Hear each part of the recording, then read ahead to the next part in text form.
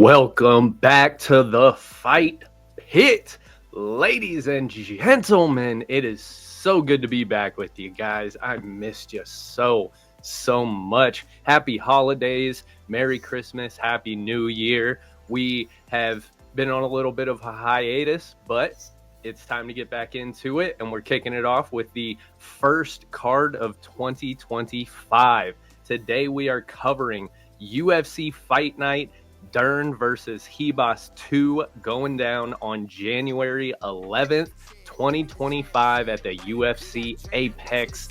First card of the year, baby. Intro music. They know what it is, know what I do, know who I am, who don't understand. Yeah, it's overdue. My trophy say that's what up, what up? Welcome back to the Fight Pit, folks.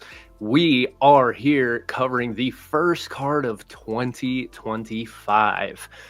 Closing the door on 2024, on to the new one. The first card, it's going to be a fight night. It's going to be a UFC Apex card. It's all right. It's all right. It's all right. Yeah, we got some really big fights coming up in the near future, so I understand. That's okay though. It's okay though. Not a bad one. But we're going to cover the card. We're going to give you our breakdowns. We're going to give you our picks and our predictions and all that good stuff. Today, here with me, joining my brother from another mother, we got Sean, Mr. Bad Beats, Sean Ryan Sports. Sean, so good to see you again, dude. Good to see you too. Happy holidays, everyone. Obviously, this will be done after the holidays, but we're still right before New Year's, so we can still say that. We're right in that little break between Christmas and New Year's. So kicking off the new year early, getting the first card in. How do you feel about this one in your honest opinion? It's okay. Like it's not bad, but I mean there could be a little more on this, but there's a lot of old veterans to start off the year on this card. Definitely the prelims and early prelims, so that's cool. I'm good with that. Obviously, not everything could be UFC 311, which is coming right after this. That's insane. Yeah, absolutely. Like I said, some big fights on the horizon, and we're gonna be getting right into the craziness and the dream matchups, the championship matchups, the number one contender matchups, all the stuff we're looking forward to. It is coming, so we gotta go through an Apex card. And you know what? But as I always say, I would rather have an Apex card like this on a Saturday than no UFC at all. Correct. Just every single time. If this card was just all no names, we've been, how long is it now? 3 weeks without a UFC card.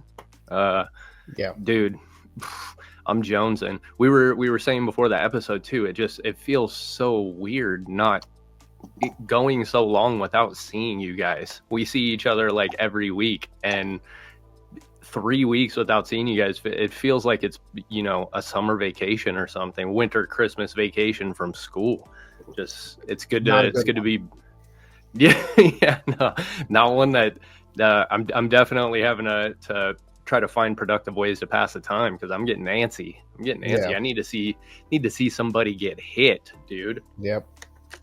When football's not doing it, they call a flag and everything. So there you go. Can't even rely on football anymore. Seriously. The what is that? The PFL. They just they just wrapped up their season and had their champions and everything. That's the most recent fights that I can recall going on other than the UFC. Boxing, of course, we had Jake Paul and Tyson not too long ago, but I don't even really count that as, combat sports. That you have Usyk. Usyk did it against Tyson Fury. Oh, that's right. Usyk and Fury. Yeah. That was. How did you feel about that one? That was a clean fight. I like that. Yeah. I like watching when you get two high level boxers going in there. I'm not a big fan of. I know a lot of people are huge fans of Mike Tyson. I am too, but it's like I don't want just the power puncher that's going to lose every round if they don't knock you out. I want two guys that can go in there and do everything, knock you out, piece you up, and it looked like that. It looked great. I don't know where Tyson Fury says he thought he won that fight, because I had it like honestly the same scorecard as the judges, and all three of them had it the same. So it's like, but I don't know what you're saying. I personally did not think it was as close as people were making it out to be too. Even though I wanted Tyson Fury to win, he's the guy that I was favoring in that one. Like personally, just the one that I personally wanted to win. But I honestly just, you know, trying to look at it from an outside perspective, I feel like Usyk pretty much, you know, did that decisively. Yeah. Maybe there's a couple rounds here where you give it to Fury where it's like kind of sways it a little bit more. Like there's a few rounds in there where even if you gave them to Fury, I still think Usyk had it on the scorecards. But that, dude, just a beautiful display. Usyk is a bad mofo, dude. A bad mofo. I don't see anyone in the heavyweight division beating him. I just don't see it. It's going to take a lucky punch to beat him. That's it. That unfortunately, that might be the case. That might be the case for a while, at least. You know, if he doesn't, you know, if he goes through a few wars and it starts to deteriorate a little bit, maybe somebody could outpoint him on the scorecards later on. But right now, he's. I don't. Do you know how old he is? I don't even know how old. I just looked him up. He was like 36. So he's not even like a spring chicken. Gosh. So he might do like 2-3 more, and definitely with how he talked about his kids. He talked about how his kid is under a year old, and he just missed the 3 months of it because he's been down there the entire time, like that training and stuff like that. And so it's like that is tough. Yeah, kids getting older. Do you have the will to keep doing it and stuff like that and miss more time? Definitely when you're this serious like he is. He goes away from every distraction for months on end. It's like, that's what it takes to be that good. Sometimes you got to sacrifice. And is it worth the sacrifice? And absolutely. Yeah, there's an old saying that I heard that says, if you're not willing to sacrifice, that is now your new sacrifice. So that's true. Yeah. What you're not willing to make sacrifices for becomes the sacrifice. I like that. And that's true. Like it's, you only get, as somebody who played sports and was nowhere near having that kind of window that I'm referring to, the people that have windows like that for guys at that top level, and in any sport really, in any you know sport, be it combat sports or traditional sports or anything, the window you get is very rare and it's very small, and you have to go take advantage of it, or you know you might not get it again. It passes by. So it is a tough trade-off. Like, do I miss time with my family to provide for them, or do I spend time with my family and miss this window of opportunity that not very many people get, especially right now, like in Riyadh and everything, how much money they're throwing at boxing, bro. You've not too many boxers ever going to make that kind of paycheck for their family. So can't say I blame him, but I definitely understand. But it's gonna be cool to see where he goes from there. I have no idea who they're gonna give him next. I saw somebody saying Beterbiev, whatever his name is, Beterbiev. It's someone who's already fought before, and he's KO'd him in like the 9th round is who he wants to fight. I don't remember. That might be the name, but I unfortunately don't know more than like the top 4 guys in heavyweight boxing. I don't really know. MMA is more my thing. I like boxing. I watch the big fights, but I will say I'm a common fan. I'm not gonna, when it comes to boxing. Like MMA, I'll tell you someone you've never heard of. Yeah, exactly. Yeah, I'm the same way too. I know the top 5 in certain divisions that I pay attention to, and that's it. There's I think it's Artur Beterbiev, however you pronounce it. I saw something saying that's somebody that might be getting a shot at Usyk coming up this year too. He's another Russian boxer, of course. They're just taking over everything. But that'll be exciting. That'll be something cool to look forward to. And then also, we're going to cover it in our end of the year episode. You guys make sure you stay tuned for that. I'm going to be putting it out after New Year's because I don't believe in doing year-end awards like before the year is even over. I saw some people in the MMA community winning awards before the last 2 cards had even gone, and I'm like, that's kind of, you're not really even giving the people on the end of the year a chance, man. Like, you never know. You give somebody submission of the year at December 1st, and then somebody else gets an amazing submission of the year on December 14th. But ours are coming, so you guys definitely tune in for that. But we do have some dream matchups that we're looking forward to. The Sean Strickland and Dracus Duplessis rematch just got rebooked.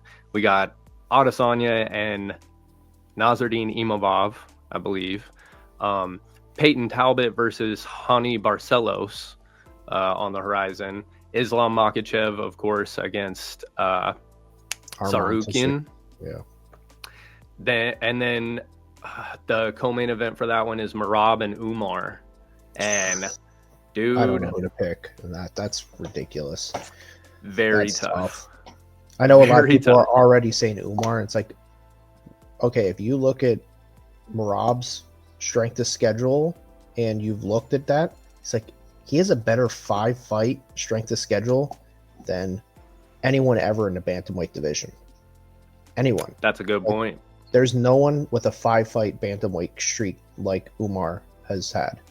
Not Umar, I'm sorry, Merab. Merab. It's like Umar has fought Corey Sandhagen, and Sandhagen was scared of the takedown the entire fight, and so that he got pieced up on the feet. It happens to strikers all the time that they get pieced up on the feet because they're afraid of the takedown so badly.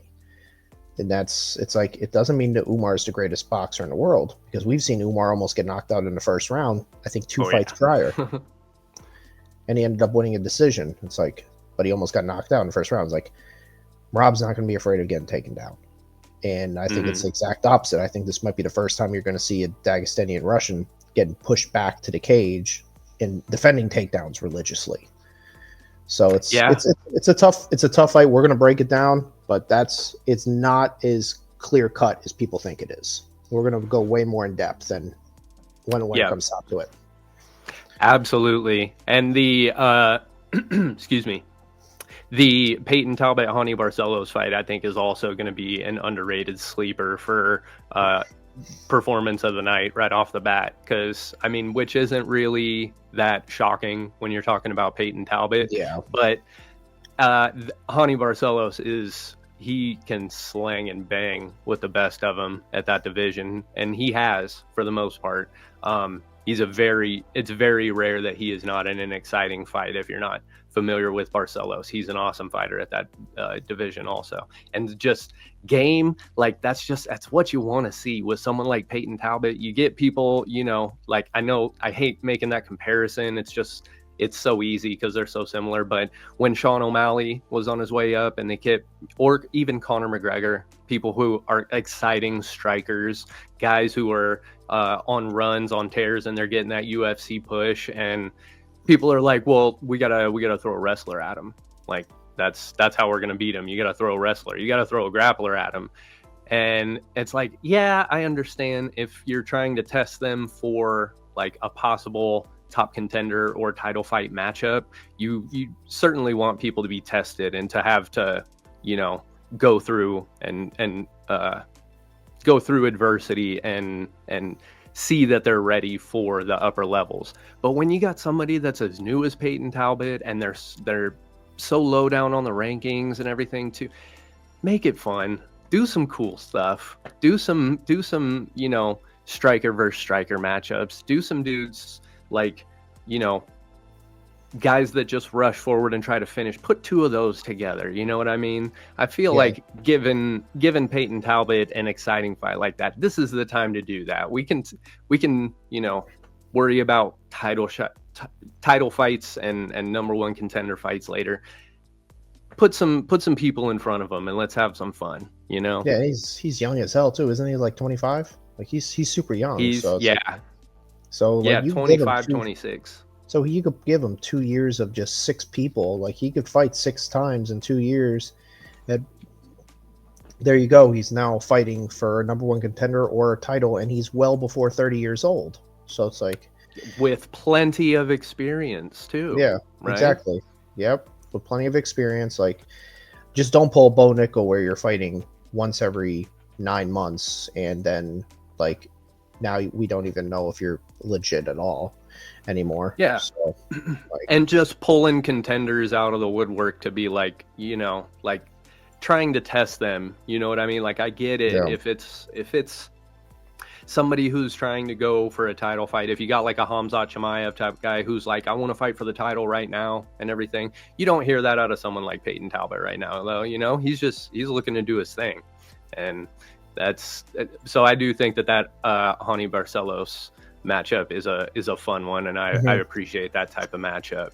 Appreciate them giving Peyton that type of matchup, because it just further opens the doors for some really exciting, awesome performances to happen. And even on Barcelos's part, you get an exciting matchup like that too, and he's able to God forbid, knock on wood, able to upset. That's great for Barcelos. And now people know who Barcelos is, So beautiful. Just circle of fight life, baby. Circle of fight life. Yeah. They know what it is, know what I do. A lot of fun stuff coming up, but we will get there when we get there. Before we get too deep into this Fight Night Dern versus Ribas 2 episode, I would love to give a quick shout out to our wonderful sponsor, Vivid Seats, the online ticket marketplace where fans can buy and sell tickets to sports, concerts, and theater events nationwide. Reliable and rewarding tickets. Vivid Seats has a 100% buyer guarantee, the only ticket rewards program around, empowering every fan to get to the live events that shape their most vivid moments and memories. Vivid Seats is committed to getting you to the events you love more easily and more often. They truly believe in the power of shared experiences to connect people, and they are relentless about finding ways to make your event discovery and ticket purchase easy, fun, and exciting. So far, they have over 1 million unique and in-demand events that have been sold on their site, 19 million plus pumped fans that have found their event tickets through Vivid Seats, and over 140 million memory-making tickets have been sold. So head on over to Vivid Seats. You can hit the link down in the description. We will take you right there. Thank you, as always, to Vivid Seats for sponsoring the boys in the Fight Pit. We appreciate you keeping the lights on, folks. They know what it is, know what I do. All right, and now we are going to dive on into this UFC Fight Night Mackenzie Dern versus Amanda Ribas dose matchup. We got some good fights on this card. Definitely on the prelims, there are some that we are going to have you guys look out for too. Some fun matchups on that one. Some that I feel like people, I feel like it's not getting enough love. I haven't heard anybody really talking about them on this one. We're going to cover some of the prelim fighters to check out. Sean, why don't you kick us off on this one, brother? Who do you like on these prelims? Yeah, there's one fighter in one fight, but then there's 2 other fights that I'm really intrigued about. You have a prospect fight, 9-0. Oh man, these names are rough though. But you got to hold in on me here. I got you. Aliyev, 9-0 versus Yanal Ajmos is 8-1. And this is one of those, like, it looks like 2 prospects haven't been, I think one of them's, this is their UFC actual debut. Aliyev, I could be saying that wrong, but your last name's way easier to say than your first name, so sorry, bud. Aliyev, you're 1-0 in the UFC, but 2-0 if you want to count Dana White Contender Series. He's 9-0 in total. He looks like a young prospect. I mean, he has a Dagestanian Russian look, even though he's Russian, but he's not even though it's technically Tarek's stand. That's the same place as Arman Tazoukian's from. So he's nice. you know, and I think he's actually from the same camp if I am correct. But I'm not trying to be race like categorizing by race, but I actually do believe I've seen him in his with him before. Oh, nice. So yeah, so that's got some good fighters. The next one I was looking at was Fatima Klein. She's 6-1. This is her second straight fight that she's like a big ass favorite. I think she was a favorite in her last fight, and she ended up losing by unanimous decision in her UFC debut. But Klein is a -800 favorite, 6-1, young girl. So it's like, all right, let's see. Maybe it's a prospect. Like, that's what I always talk about, is we don't push the prospects enough in the women's divisions. We do it in the men's divisions. So like you hear it, we've been pushing Khamzat and Bo Nickel for years now. And you see it, Jason, everyone with Talbot, Peyton Talbot, like everyone's predicting him as to be the breakout star of the year. I'm seeing it everywhere. Ariel Helwani just did it, but we don't do it enough with the women. So I want to make a shout out when I see there's a possibility of a breakout girl coming up, because they need their love too. Gage ain't here, so we got to help them out. And the last one that I saw in here that I'm really interested in is Magomed. Not trying your last name, sorry, dude. And then Bruno Lopez. Magomed is a -200 favorite, 9-0 versus 13-1. Light heavyweight division. Both guys in incredible shape. Both guys with good reach. Both 6'2". Both of them throw a lot. But also Magomed is incredible at takedowns. And that's it. There's not a big grapplers in the light heavyweight division. And same thing with heavyweight. Light heavyweight and heavyweight. This is the first time I've seen that there's like no one in top 10 that's really takedown oriented other than like Curtis Blades in heavyweight. So I'm excited to see that. I want to see how good he is. I personally have not watched him fight before, and I'm excited to see that against a 13-1 guy that has a couple fights in UFC. Want to see what he's made of. I will confirm, yes, you are correct about Fatima Klein. Her last one, she was a sizable favorite and got beat, experienced her first loss on that one too. So good call on that one. And then I'll give it a shot. Magomed Gaziasulov. Better than me. Versus Bruno Lopez. That, hey, we can only do our best, you know. We can only do our best. That's all we got. My yeah, name's great one calls. syllable, so it's tough. Seriously, dude. I do agree. I do like those one matchup that we were talking about earlier, Thiago Moises versus Trey Ogden. I do think that that's going to be a sweet fight. You got Thiago Moises is 18-8, Trey Ogden 18-6. So very, very solid matchup. I like on this one too. Both guys very well rounded.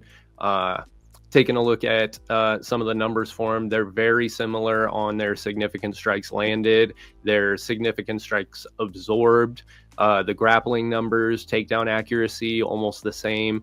Takedown defense, on the side of Ogden, he actually has a 100% takedown defense. So props to him on that. But everything else looking pretty similar between these two guys. And I think it's going to be a sweet matchup. I think it's going to be a good, solid matchup. Very competitive. I do see that one possibly going to the ground later on. But I think it'll be tough. I think they're going to be very evenly matched in that one too. So it's hard for me to decide which way it's going to go. I think either one of those guys could get it. We're looking at Thiago Moises at a -175 right now, but I think that, you know, anything under a 150, you got Trey Ogden at a +145. Anything under 150 is almost a pick 'em. Very close, very close matchups. And then also Marco Tulio versus Ihor Potieria. That Ihor Potieria is a tough one because dude looks so good in the beginning, and I feel like he's always finds a way to let me down. There's a lot of potential with that man, but just hasn't quite fully got over the hump yet. But he's still 20-7 going up against Marco Tulio, who's 2-0, making his UFC debut. I don't know if 2-0 is 12-1. 12-1 is his full record. The full record. There we go. Good call. Good call. Thank you for that. Minus 525 favorite on ESPN. Crazy. Oh my goodness. That's a little disrespectful. Porteria is a good fighter. I do feel as though that's he has so much more to give. Like he should be so much more close. He should be closer in the odds. He should be more. He should be given more favor, I feel, in this matchup. Nevertheless, going to be a sweet one. And then also the featured prelim, as it is listed, Jose Johnson versus Felipe Bunez. Both of these guys at flyweight are... Both of these guys at flyweight are heavily experienced. We're looking at Jose Johnson with a 16-9 record versus Felipe Bunez at 13-7. They are both coming off losses, but Jose Johnson, 6 feet tall as a flyweight. That's crazy. Don't see that very often. 6 feet tall as a flyweight.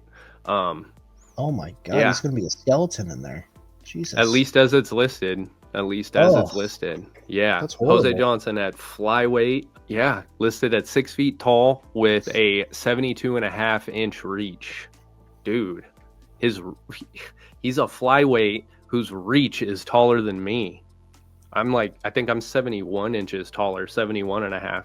That's crazy, bro. That's a circus event. Boom. I know, bro. I know. I have not seen any of the. I think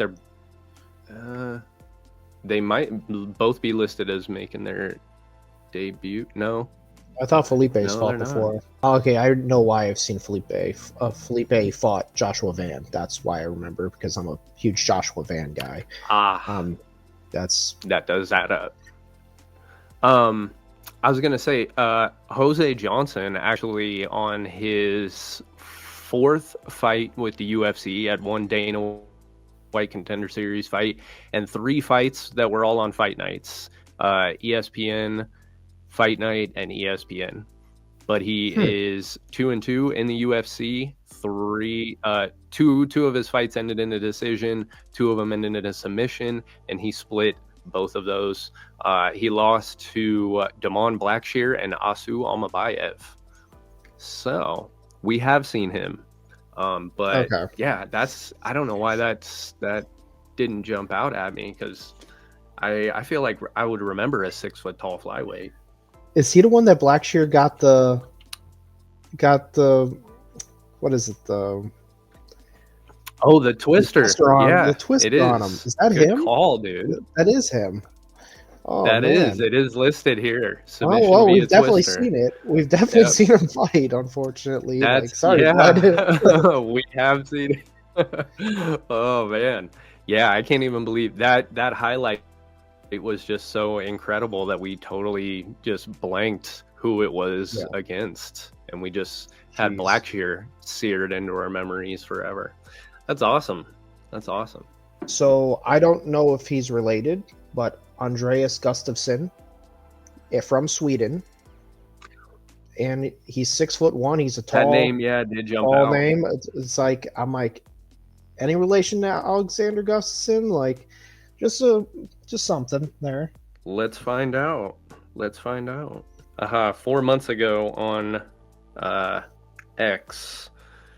Posted a interview where it says he's tired of being asked if he's related to Alexander Gustafsson.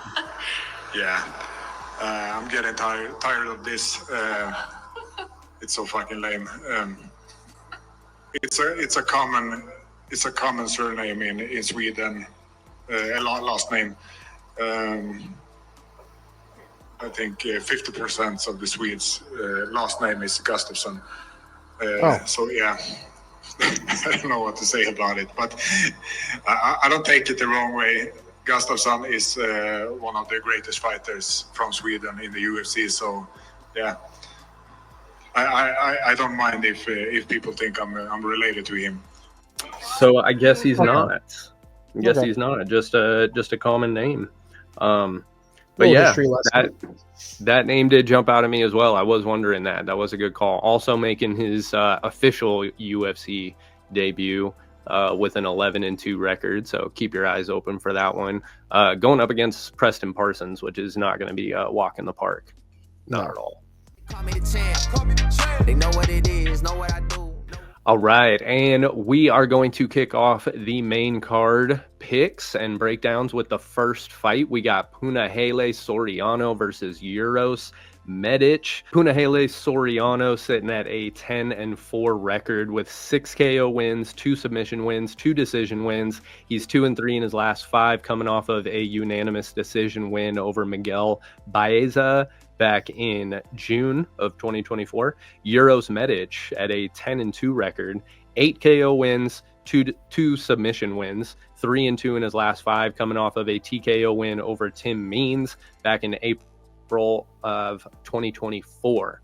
Now, these two guys, I think I'm willing to bet that this one does not go the distance. I feel like Uros Medic is going to be pressuring to get this one done as quickly as possible.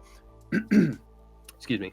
And I feel like Punahele is somebody who is willing to trade with him on this one. Punahele definitely not a slouch in the striking department. He's got 6 KO wins of his own. So I don't anticipate that, Punahele is going to shy away from any exchanges on this one. So I feel like it is going to be an interesting matchup. I do have Uros Medic winning in this one. So my official pick is going to be Uros Medic, but this one I feel like you might be safer with an under 2.5 pick or a fight not to go the distance type of pick, because Punahele Soriano can absolutely get it done on the feet if presented with the opportunity. Uros Medic is a very smothering type of striker. Hits very hard, very calculated. Not one of those run forward and wail at you type of guys that tries to get finishes quickly. He's very calculated and very good with the hands. Both of these guys not bad on the ground either, but I don't anticipate that this one goes to the ground in the early stages of the fight. So I think this is going to be an exciting one. I'm going to say official pick. I'm going with Uros Medic on this one, money line. The rounds, I'm going to say under 2.5. And the bet, I will also say under 2.5 because you never know. Call me the champ. They know what it is, know what I do. Next fight on the docket, we have Christian Rodriguez versus Austin Bashi. We're going to tag team this one for you. I'll give you some specs real quick. Christian Rodriguez, 11-2, 3 KO wins, 4 submission wins, 4 decision wins. He's 4-1 in his last 5. Austin Bashi, 13-0, 3 KO wins, 5 submission wins, 5 decision wins on a 5-fight finish streak. We'll kick it off with Sean. Sean, how do you see this one going? It's interesting because Bashi, obviously, you see the 13-0. He's had a Dana White Contender Series fight. Will be his UFC debut. You would think, all right, the hype train, all this, but Christian Rodriguez has a little bit of a history already in the UFC of taking down a hype train. Rosas Jr.'s only loss in the UFC is to Christian Rodriguez, and that's definitely one of the hype trains we got currently in the UFC. And right. Christian Rodriguez has already taken a no away from one. So he's well-rounded. The three KOs, 4 subs, he could go anywhere. And the same thing with Bashi. I think this is one we're going to see, they're both young, 27 and 23. I think this is a sneaky underdog pick, possibly. I'm gonna go with Bashi. I'm one of these that I just love seeing the young, possibly 26-year-old champion kind of thing, like a Max Holloway, or even you think of John Jones. That's once in a lifetime situation though, but I just like seeing that possibly. But at the same time, it's Christian Rodriguez could easily win this. I'm gonna go with the possible hype train. If Bashi gets this one done, 5-fight finish streak, it'd be fun. I don't know how he gets to finish in this one because Rodriguez is not easy to finish at all. Right. So I don't know exactly how you get it done. With 3 KOs, it's like it's not like you're a huge power guy, but I'm excited to see this fight regardless. I'm gonna go with Bashi. I'm just gonna go money line. If you want to play it stupid safe, I'll say over 1.5 rounds, but I would say I think maybe makes the distance. I like that. Yeah, I agree. I think that over 1.5 is a good pick on this one too. And as far as the money line, I think it's anybody's guess, man. Those odds are insane because Christian Rodriguez, like I mentioned, 4-1 in his last fight. His last fight, he got subbed by Julian Erosa, which who doesn't? You know what I mean? But beat Raul Rosas, beat Cameron Simon, beat Josh Weems, beat Isaac Dolgarian all in a row. I don't think that the odds should be that heavily stacked against him. He's, going up against a 13-0, but he's 11-2. He's got the same amount of experience and only 2 more losses. So not really like a huge discrepancy in their win percentages. You know what I mean?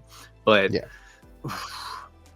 And especially if it goes later in the distance, or if it goes the distance or goes later in the fight, I feel like it favors Christian Rodriguez more. He's got that UFC big fight experience. He's got the, like you said, derailing a hype train experience. And I think that you can't write Christian Rodriguez off in this one. We'll see how it goes. Maybe Austin Bashi is the shit, and we're just about to find out, like, Anderson Silva versus Chris Lieben.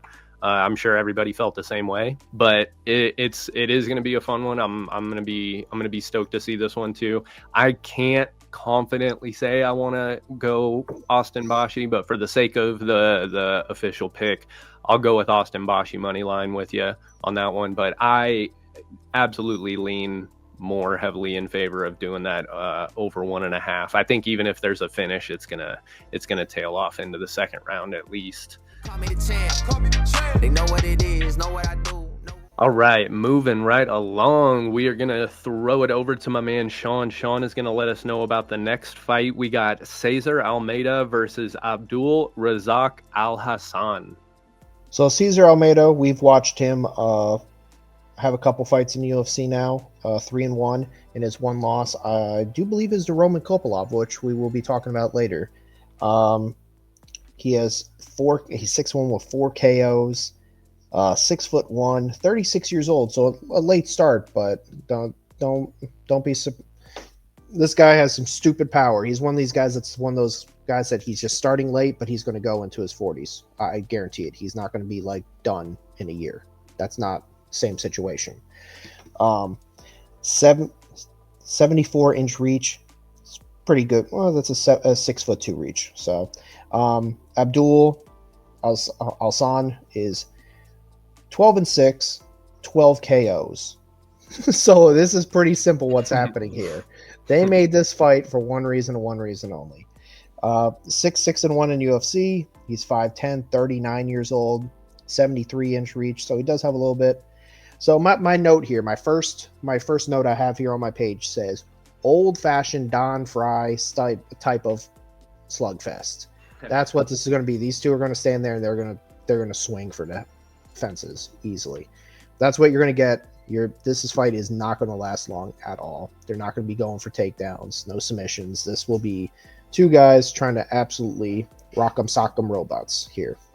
So I'm going to go with Cesar Almeida because of just lack of being knocked out versus Abdul has been knocked out. He's had some finishes against him and he's older.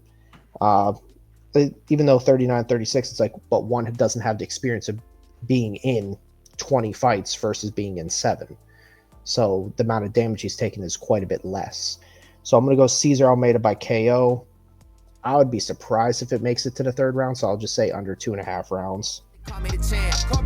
They know what it is, know what I do. Taking it on to the next fight, we have one that we've been looking forward to since it got announced, because this is going to be a sweet matchup. We have Chris Curtis versus Roman Kopylov.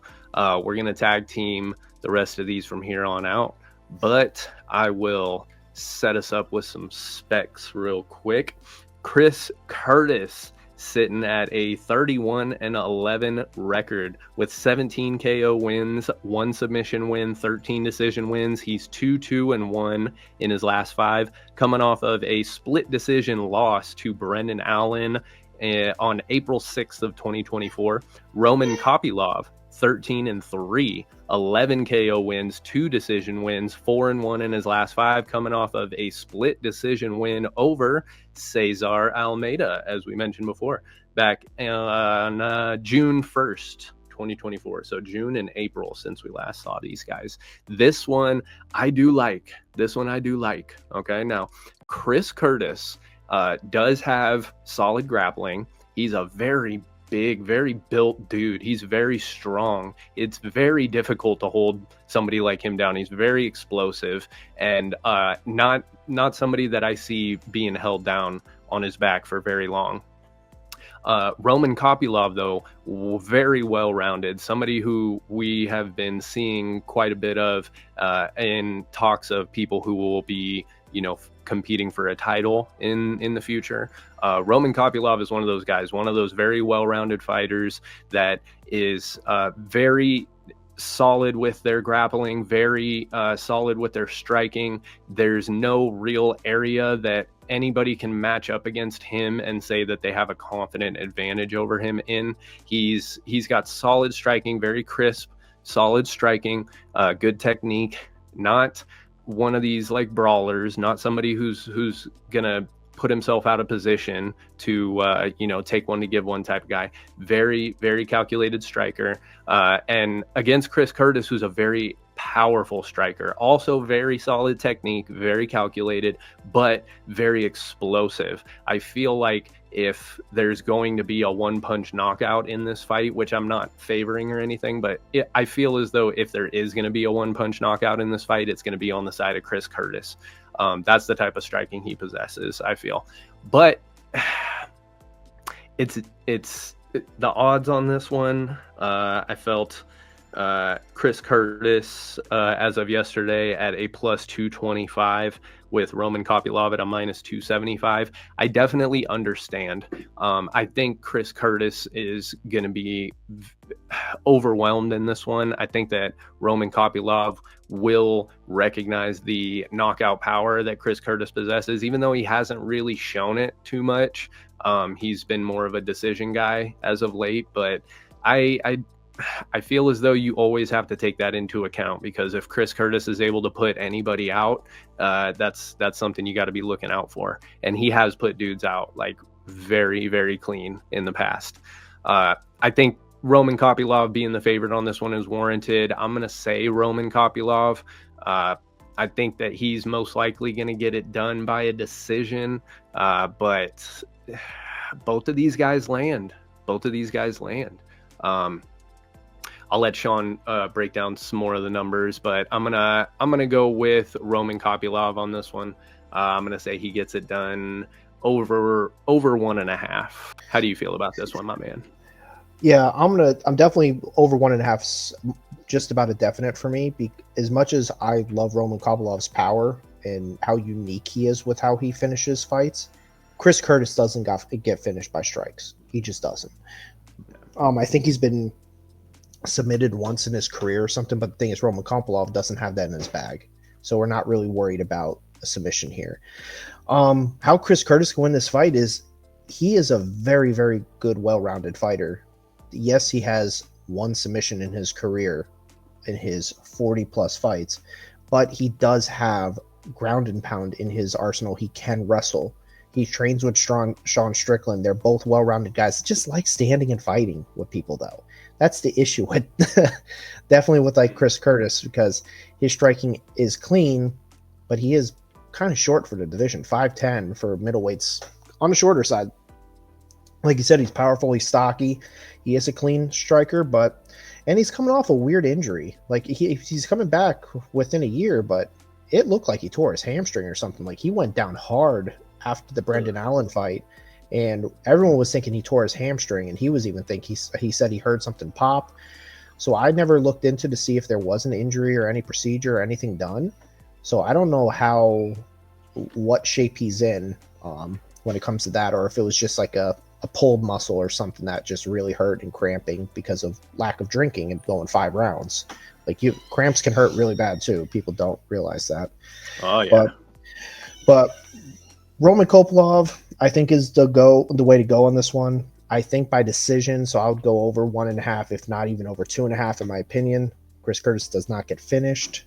And Roman Kopylov's only loss in the last 6 fights has been against Fluffy, Anthony Hernandez. It's like, and all of us were like, dude, we like Roman Kopylov, but we think Hernandez could be in the top 5 right now. Like, you put him up against one of the guys in top 5 right now, there's a good chance I'm picking Hernandez. Like, that's, and it's not just bias. It's like, if you look at who that guy's fought, it's like, and how he does against every one of them.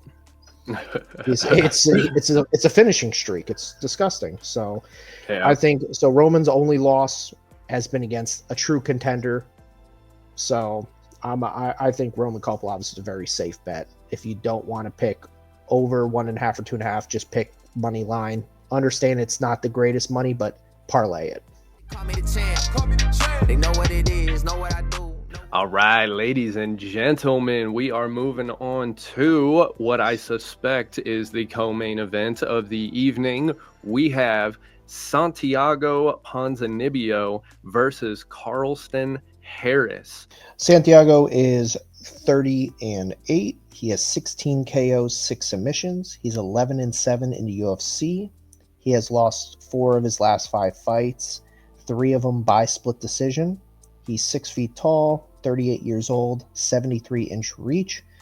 And then Carlston Harris is 19-6, 5 KOs, 6 submissions, 4-2 in the UFC, both losses by KO. That is a factor. KO loss in May to Chaos Williams, which Chaos Williams couldn't knock out a horse. So it's like, to look at the name, for God's sake. Chaos. Like, that's ridiculous. Yep. And so, like, but he did get knocked out in May, and he's coming back already. And I do not remember if it was a flat line or if it was like a TKO KO. I don't remember 100%. But if it was a flat line, like, it's like, dude, regardless, I think minimum 6 months, but May is technically going to be close to 8 months at that point. But it's like, my personal belief is always the 1 year thing. But yeah, so he's 6 foot, 37 years old, 76-inch reach. So 3-inch reach advantage, 1 year, and it's basically same age, same height. So just a 3-inch reach. Opening odds had Santiago Ponzinibbio at a -102 with Carlston Harris at a -118. As of yesterday, those odds moved to Ponzinibbio at a +100, Carlston Harris at a -120. My one big note for this, because this was originally, we pick our fights here to people at home. We have our fights we do, and this one was a very close one. And my one big note, my first big bulletin point, is coin flip. This is a very razor. True. This money line, it couldn't be more accurate. Like, it is an absolute coin flip who's going to win this fight. Very difficult call on this one too. Very hard to count out Santiago Ponzinibbio. He's one of those perennial top contenders who's been up there for a long time and always seems to, like, just when you're ready to count him out, he always finds a way to get it done and kind of change the tide and make everybody think that he's still got a run at the title in him. As far as the striking numbers, which I think is going to be important in this one, we got 4.74 strikes landed per minute for Ponzinibbio, 3.18 for Carlston Harris. The striking defense, 61% on Ponzinibbio's side. Grappling numbers, we're looking at a 66% takedown defense on Ponzinibbio's side. So a lot of the numbers are favoring Ponzinibbio on this one too, which of course you can't, solely go off numbers or anything. It's all, ultimately just kind of guessing with predictions. But I feel as though it's definitely a coin flip. It's definitely a coin flip. It's a very tough one to call on this one too. My biggest hang up is trying to figure out if it's going to go the distance or not. Because I do feel this one may be favored to go the distance on the betting odds. I don't know if they're open yet, though. I can check that. I do believe so. Okay, yeah. So I would have to say that this fight going the distance would be favored. So I think probably your super safe bet, of course, is going to be over 1.5. The money line on this one is... that's going to be difficult. But I feel like, safest bet, if we're talking just the safe end all be all one thing that we can bet on this fight and be pretty confident in, I think it's going to go over 1.5. I think the finishing power of both of these guys would carry later. You know what I mean? I don't really see this being like a first minute knockout type of fight. No. But yeah, the money line, very difficult for me to pick. I kind of want to lean Ponzinibbio just because he's plus money at this point. This is a tough one, dude. This is a tough one. Who do you like on this one? I'm leaning Carlston Harris, as much as I think anyone that's old head in this sport loves Santiago Ponzinibbio. So it's like, it's just how, like, but I think Carlston, like, one thing you got to look is their records and how it's been going. Like, some guys, like, when it comes to that stretch where they can't win decision. Not many people pull a Jorge Masvidal where they're losing split decisions, then they go on a rampage. Definitely not at his age at 38 years old. Carlston Harris is still 4-2 in the UFC. He did get KO'd, but what we said, like with Santiago, is like his power is going to have to carry on late in the fight. I think this is where Carlston can try to dominate early in the fight. Both are great on the ground too, so we can't just say like, oh, the one's going to dominate the other on the ground. I just think Carlston might just have a little bit more, like, when it comes to in the tank. This is really tough, but I'm just leaning Carlston. You can't really put a reason on it 100%. That's the issue. It's just that much of a coin flip. I can't even tell you who's better where. It's like, because even their numbers, their stats across sport are very close. So this is one that I am not. If you were trying to make a crazy parlay, sure, toss one of these guys winning it. But if you're trying to make a double up on money, this is not the one to do it. This is unless you're a genie and you actually know who's winning this fight. It's like, stay away from this. Like, just the over 1.5 is your safest bet. These guys are not first round finishers. Definitely not at their age. Just you can over 1.5 is your absolute safest bet. I know it's going to be like a minus 300, if not even higher, like maybe minus 450. But once again, parlay, make your odds better eventually. Absolutely. And even in the losses that Ponzinibbio has had recently, decision to Jeff Neal, decision to Michel Pereira, KO to Kevin Holland, decision to Salikov, all of those were in the third round, so whether he's losing by decision or losing by finish, it's coming later. So I feel like, the one thing that we can be unanimous on this one, absolutely, is that we have no idea who's going to win the money line, and it's going over 1.5 rounds. Yep. That's, Call me the champ. They know what it is, know what I do. All right, and we have made it. We are at the main event, the first main event of 2025, and it's a rematch, and it's a sweet rematch. Without getting too into detail about it, I will just let you know that you have got to tune into this fight. We have Mackenzie Dern, number 6 in the division, going up against Amanda Ribas, who is I think I put 10. I think she's actually number 8. Yeah. Number 6, Mackenzie Dern versus number 8, Amanda Ribas.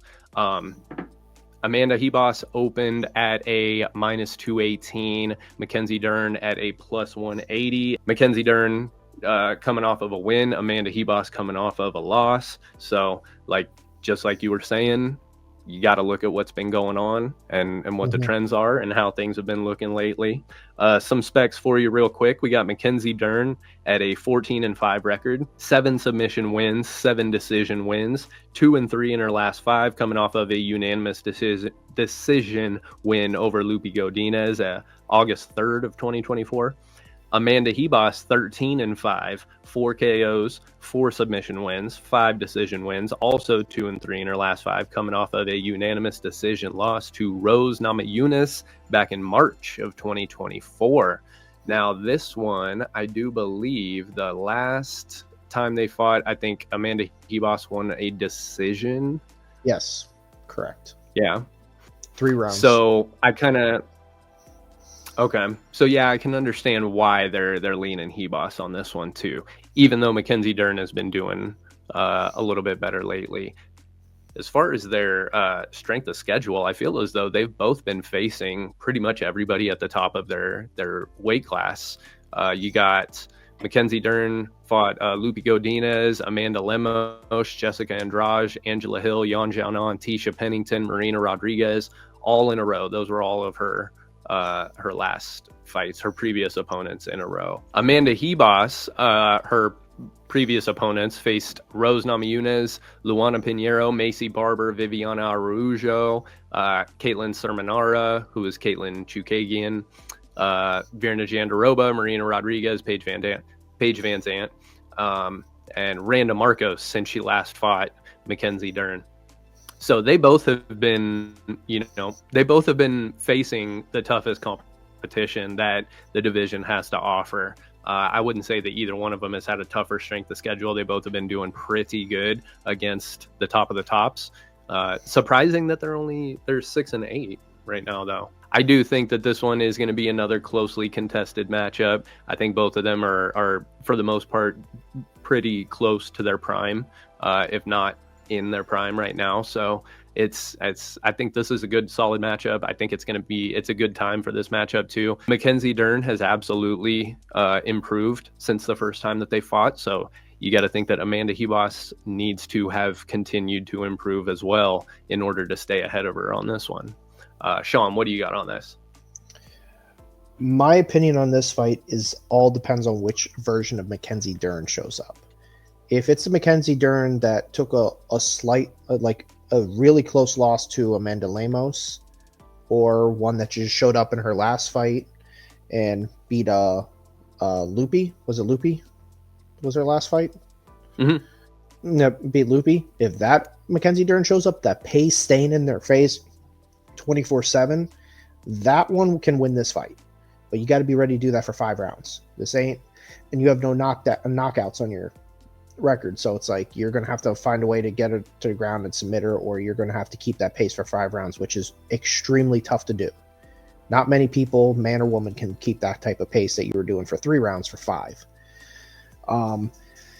But that's what I think will have to happen, because Amanda Ribas is good enough, well-rounded, that it's just a bad matchup for Mackenzie Dern. And this fight also is one of these fights, it's like almost like a title eliminator. Like, hey, if you lose this, either Ribas has 2 losses in a row, losing to Rose and now Mackenzie Dern, and it's like, hey, you're going to have to win like 4 in a row. So it's like, it's tough. And then Mackenzie Dern, that'll be 4 of the last 6 fights you've lost. It's like, you can't beat anyone in the top 10. You can only beat people that are like trying to get in the top 10. So this is a really big fight for this division. Definitely for these 2 fighters. I'm gonna land. I think I'm gonna lean Amanda Ribas because Mackenzie Dern has to push that pace, and she doesn't have knockout power at all. 0 knockouts. Mm-hmm. I think she has 1 knockdown in her UFC career. 1, if I'm correct. I could be wrong, but comment below how many she actually has. So, like, fact check me. But there you go. Yeah, help the views, stuff like that. Algorithm.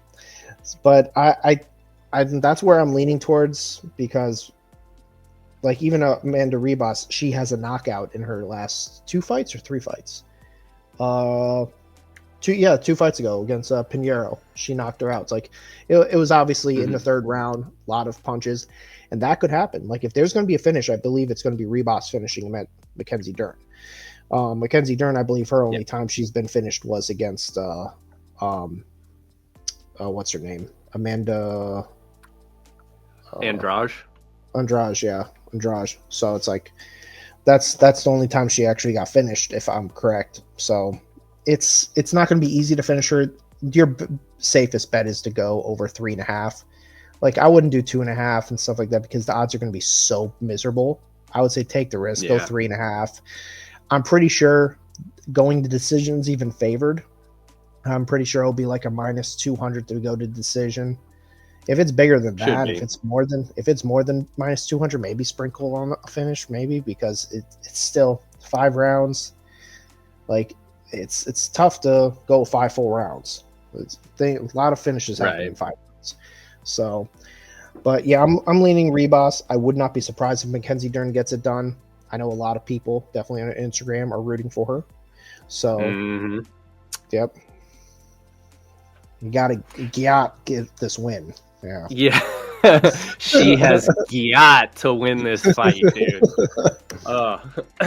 But yeah, no, I fully agree. I got this one. If not going the distance, going later, 4th or 5th round at the earliest. And like I said, I think Mackenzie Dern, her route to victory is going to have to be the grappling. She's going to have to overwhelm Amanda Ribas early while they're dry. She's going to have to get to a dominant position quick, lock it in, and spend a lot of time on the top, spend a lot of time, or just the dominant position, wherever it is. If she's on her back, wherever, she's going to have to get in, get a hold of her quick and start to drain her, start to sap that energy, attacking submissions, but mainly just staying on her, making Amanda Ribas carry her weight, making Amanda Ribas, which I would love to carry Mackenzie Dern's weight for 25 minutes, but being able to sap her energy early so that her punches, her kicks, things like that lose her pop, lose her ability to stuff takedowns, the more tired and fatigued that she gets. Because it's even though the grappling area is where I feel Mackenzie Dern has the best chance to win, if we look at the grappling numbers, Amanda Ribas has a 51% takedown accuracy and an 85% takedown defense percentage. And she also throws out two takedown attempts per 15 minutes herself. The striking numbers pretty similar, but I think that Amanda Ribas just has a lot more in her punches. She has a lot more in her Mackenzie Dern. I wouldn't say she has bad technique. She's just naturally not a striker. You know what I mean? Yeah. She's naturally not. She's grappling comes to her naturally. It's like second nature. It's one of those things that she can just do in her sleep, and it's just pristine and perfect. But you can tell that striking is the one that she had to pick up later to round out, and it doesn't come as naturally to her as the grappling did. You can see when certain people are they're throwing the techniques correctly. They're doing it properly. They're doing it right. They're doing what you're supposed to do. But you can just see that it's not as natural to them as it is to somebody such as Amanda Ribas, who's able to put real clean pop on her punches in her combos and extend the combos too, and be able to mix it in with the grappling as well. So I got to lean Amanda Ribas on this one if we're going money line. I definitely think that this one is going to go to a decision, but if not, like I could see Amanda Ribas maybe getting a 4th or 5th round TKO if she's able to overwhelm and just keep, because Mackenzie Dern gets caught, man. She gets caught. She gets she gets stuck with her head up at times and then just moves straight back, and just, you can see sometimes the punches. Granted, it's against people like Jessica Andrade who hit like a Mack truck, but you can see her get stuck with a punch every now and then and realize like that she's not able to see those coming. It's not as natural to her. She doesn't have that vision to like be able to anticipate certain punches coming. So it's going to be a good one. It's going to be a good one. Absolutely. It's a solid first main event of the year. But I got Amanda Ribas in this one. I got this one going over 3.5. Absolutely. If there's going to be a finish in this one, what round are you guessing that it would be? Is it going to be 4th or 5th, or you think Amanda Ribas can maybe put it together and get it done under 3 or 4? No, I think Mackenzie Dern has gotten good enough, well-rounded that it won't be a quick finish by any means. Like, I really think the 3.5 is a really safe bet. Like, it could be late 4th, maybe even into the 5th for Ribas to get the finish. But I'm like it. Mackenzie Dern, the only thing is, like, if she can get a sneaky submission, like if she can, then that could be at any time. But we haven't seen that in a while. So it's been a lot of decisions either way. And like I saw a stat last year, it was saying that 80% of women's fights go to decision. So it's just the safest bet to do in general. But if there's going to be a finish, it'll be very late. And higher up in the rankings too. The higher up in the rankings you get, less likely you're going to get a quick finish or an easy finish. But yeah, I fully agree. If there is a finish in this one, what do you lean towards? You lean towards Mackenzie Dern getting the submission, or is it Amanda Ribas getting it? Amanda Ribas by TKO. Just the amount of clean strikes, the combos, like you said, it's just going to overwhelm eventually in the 4th. She might get clipped. Like, she might get clipped early, but the thing is, it's like she recovers. Being Mackenzie Dern recovers fairly well, but you get clipped in the 1st or 2nd, then get clipped again in the 3rd, and then in the 4th or 5th, guess what? You're probably going down. So yep, and that has been the trends too. That has been the trend. They know what it is, know what I do. Let's move on to our lock and dog of the week. This should be interesting. This is going to be rather tough, because I think there's some that we'll be unanimous on, but I think it's going to be tough to nail it down to just one. So we might have some co-locks and dogs on this one. But I'll open it up with where was he? Santiago Ponzinibbio. I think that dog.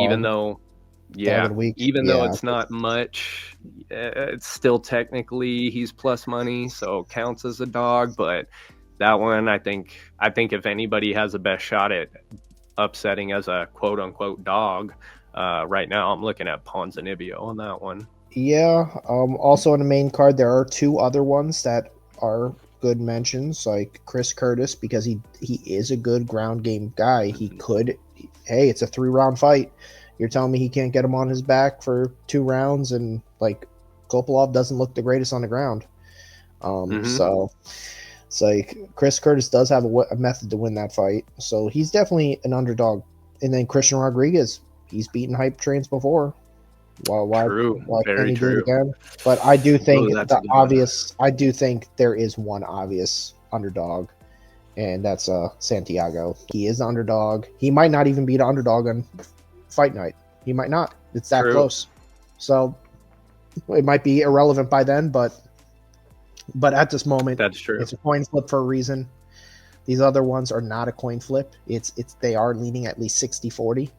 So yeah, I think Santiago's definitely lock of the week. Not lock of the week, dog of the week. Dog, beautiful stuff. Yeah, I had a feeling that we'd be unanimous on that one. Nailing it down to just one. Now that you mention it, Christian Rodriguez, man, that would be the best bang for your buck. And he's very, very much so capable of getting that done. But yeah, so we'll lock in Santiago Ponzinibbio for dog of the week, and you can put a little asterisk and add Christian Rodriguez in there too, and Chris Curtis, of course. But bet with caution, bet responsibly. But lock of the week. I think that if we're going just based on odds, Cesar Almeida, of course, he's right now at a minus 300.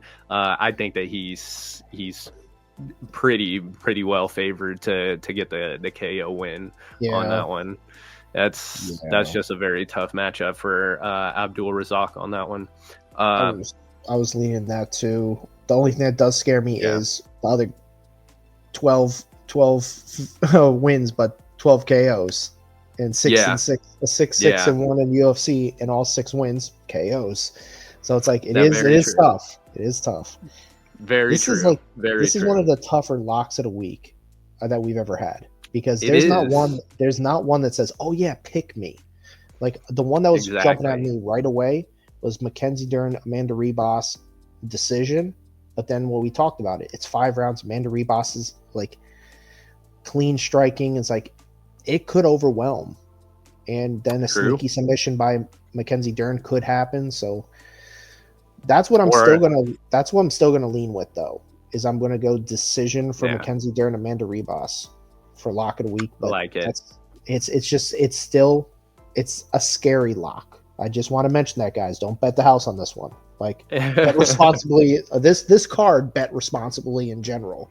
It's tricky. Yes, this is a touchy one. You got to be careful with this one. I'm anticipating seeing a lot of losing tickets to start off this year, because this is going to be a tough one to fight. This is going to be tough fights to call. Tough one to call. And then as far as rounds and methods are concerned, for lock, I like the Ponzinibbio fight, Ponzinibbio and Harris fight. I like that one to go over 1.5. I don't think that if there's a finish in that one, it's going to be a quick finish. I think that both guys are durable enough to make it 1.5, even if one of them does end up going down. On the undercard, on the prelim card, I like the Marco Tulio and Ihor Potieria fight not to go the distance. Between them, they are, of course, they're middleweights, so finishes more likely to happen the higher up that you go. Ihor Potieria has 15 finishes. Marco Tulio has 9 finishes out of his 12 wins. So Tulio's 1 loss was by a KO. Potieria, of his 7 losses, 5 of them were by finish. So I feel like that one, no matter which way it goes, I think that one is not going to go the distance. So that would be one of the locks that I lock in whenever the time rolls around for that one. I mean, I got one more that's pretty much could be unanimous, but the odds are going to be crap. It's going to be Cesar Almeida versus Abdul, but it's not to go to distance. Someone's going to sleep, because that fight's good call. First, if not a second round finish, someone's going to sleep. If this makes it 3 rounds, we're just going to be thinking Michael Chandler versus Charles Oliveira 2 again. Like, seriously, how to make that 5 rounds? What if we're gonna say any like finish picks, like finish method of victory picks that you think are the most likely to happen, like Mackenzie Dern by submission or Cesar Almeida by KO? What do you think of the most likely finishes? Oh, definitely. I think Cesar Almeida by knockouts 1. I would like to say Uros Medic by knockout is definitely one that's a possibility. Marco Tulio by knockout definitely can happen too. I'm trying to see someone with a submission in them. I'm trying to see that real quick. Let's go to Fatima Klein real quick, because she probably can. Never mind, she's a decision master. Lovely. Who else? Ooh, Preston Parsons. 11-5 with 9 submissions, 8 first-round finishes. All right, well, Preston Parsons could get a submission. There you go. If he's going to win, he's going to get a submission. But Gustafsson, not the relative, is not not related, but he's 1-0, so it's kind of that was that Dana White Contender Series, so we get to see him go against a submission artist. So see how that goes for him. Beautiful stuff. I like it. I'm very confident in our picks for this one. I think we're going to be starting 2025 off with a bang in winning fashion. We will have the end of the year episode dropping very soon, so be on the lookout for that. We'll have all the results from our records from this year. We'll give all of our picks for the 2025 year coming up. Real quick, I will let you see the entire official picks. Wow. And there you go. That's the first first UFC Fight Pit episode of 2025, folks. Missed ya. It's been fantastic seeing you again. Sean, we can't go that long without doing this again, brother. No, definitely not. Definitely not. End of January, I'll be taking a break for probably a week or two, and hopefully that'll be it. Getting a second procedure done. So, but other than that, it's like that 3-4 weeks stuff can't be happening. Yeah, the UFC is testing us on this one, man. But so far we made it. We're back in the fight pit. We will be back in the UFC octagon soon, and things will be back to normal before we know it. Back to our winning ways, baby. Any final thoughts? Any final words? I want to say, as much as we always say about like we're missing each other and all this and having the weeks off, I gotta say great job for Dana White and the UFC crew with making sure all fighters get their respected holidays off. You hear the Muslims, they get their holidays off. They don't fight during their things. It's not, he doesn't even want to offer them fights during that period of time.